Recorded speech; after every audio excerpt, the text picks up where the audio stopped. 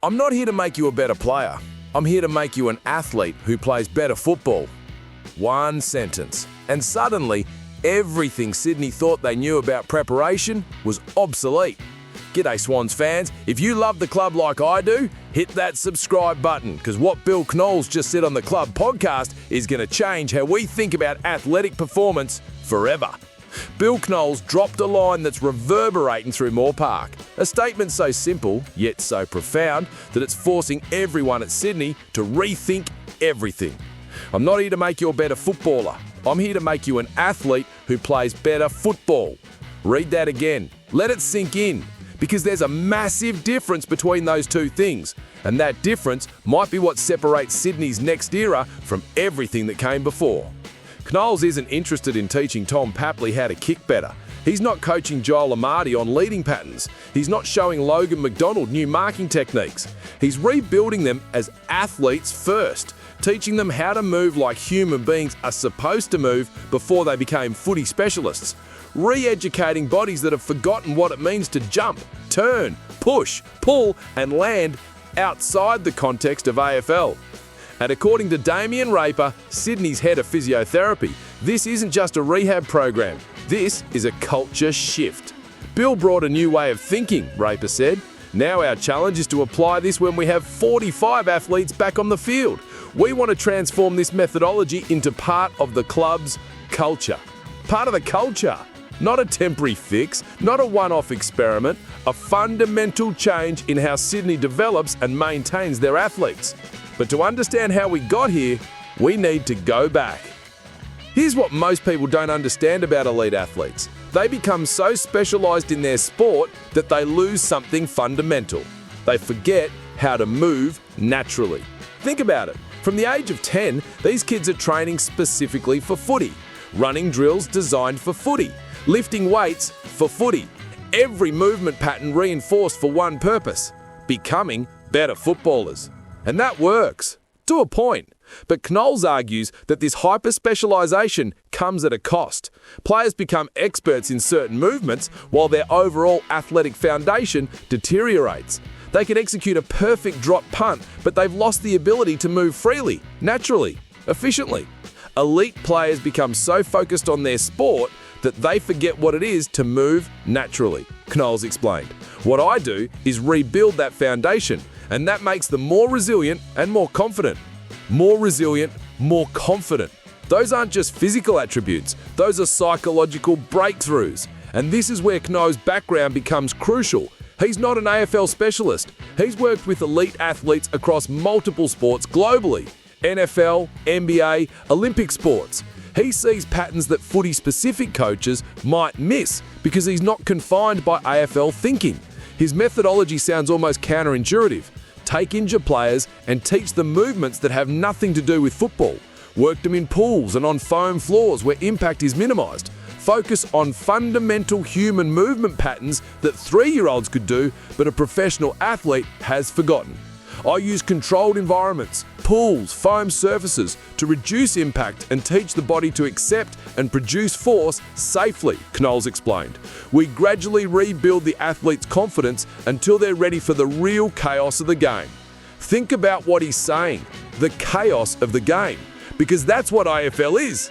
Unpredictable, violent, demanding. You can't script every movement. You can't train for every scenario. But you can build an athlete whose body is so fundamentally sound, so naturally resilient, that they can handle whatever chaos comes their way.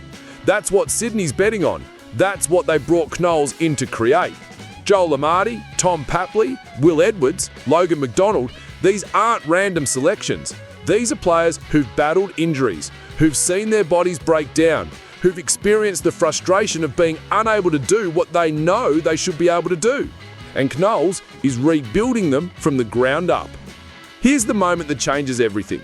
Picture this. You're an AFL player. You've spent your entire life becoming elite at your sport. You know every drill, you've mastered every skill. You're a professional. And then someone tells you, forget football for a moment, I need to teach you how to jump again, how to land, how to move like you did before football consumed your entire movement vocabulary. That's humbling. That's confronting. That could easily feel like a step backwards. But here's what Knowles understands that others don't. Injury creates an opportunity. When an athlete understands again how to move freely, they disconnect from their injury. From there, they can return to expressing themselves as players. That's where true recovery lies. Disconnect from their injury. That's not physiotherapy. That's psychological liberation. Because injured players carry fear. Every movement becomes calculated. Every step becomes tentative. Will this hurt?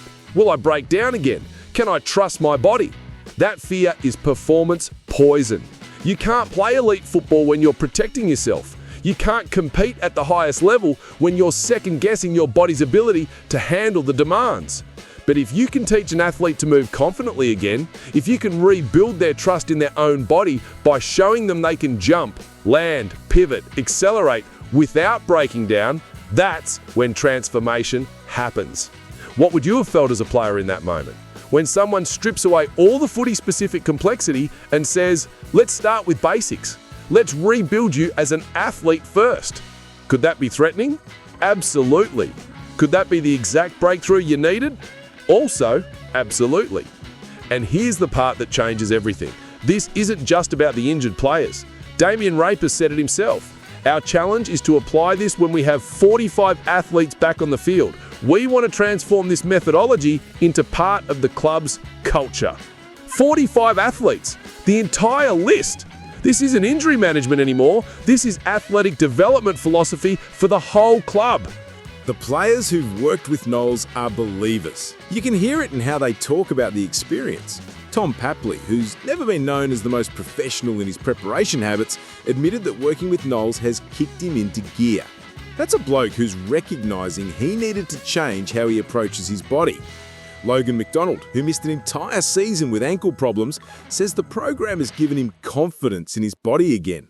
Not hope, not optimism, confidence. That's the word that matters. Joel Amati and Will Edwards have been through similar transformations, learning to move better so they can play better. But the real impact is happening at the organisational level.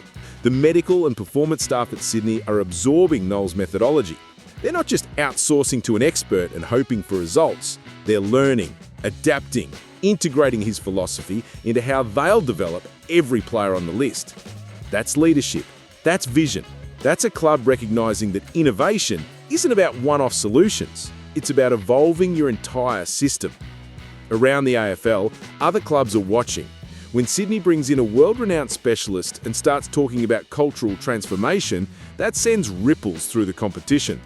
Fans might not see the immediate impact. The changes Knowles is implementing won't show up on a stat sheet. But over a season, over multiple seasons, this could be the foundation that keeps Sydney's best players healthy and performing at their peak when it matters most.